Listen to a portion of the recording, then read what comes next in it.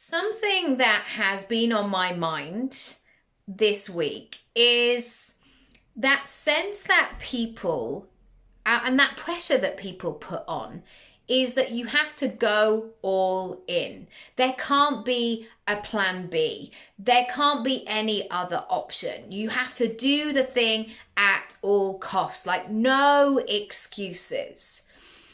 And this is difficult for me to sit with because, like many of my clients, and maybe you watching this, we are not single entities just moving through the world and have all the time in the world to do as we please.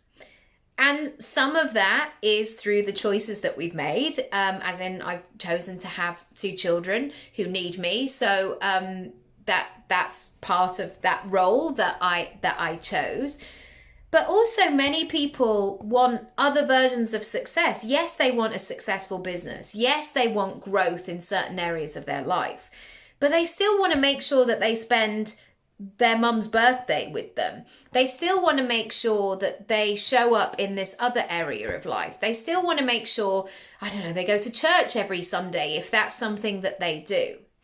So when somebody says that or shares that very binary approach, I always question the source.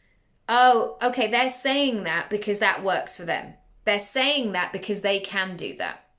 They're saying that because they're 19 and they live in their mum's basement and they've got all the time in the world and they've got no responsibilities. They've got no bills to pay. Great, they can do that.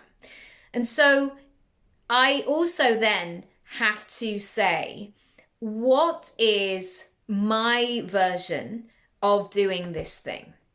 And how can I create my version of being committed and flexible? And sometimes that is about lowering the bar, lowering the expectations. And your ego doesn't like that. Your ego wants to do all the things. 3 hours here, doing this daily, make it a habit for the rest of your life. That's where your ego is operating for.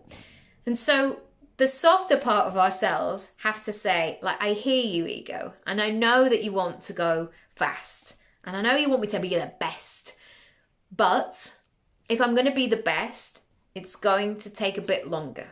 If we're going to have these results long term, we're going to have to go a bit slower. We're going to have to bend and flex them in a different way. Remember, you get to decide it all. And if you want to come into the 100 Club, I would love to have you.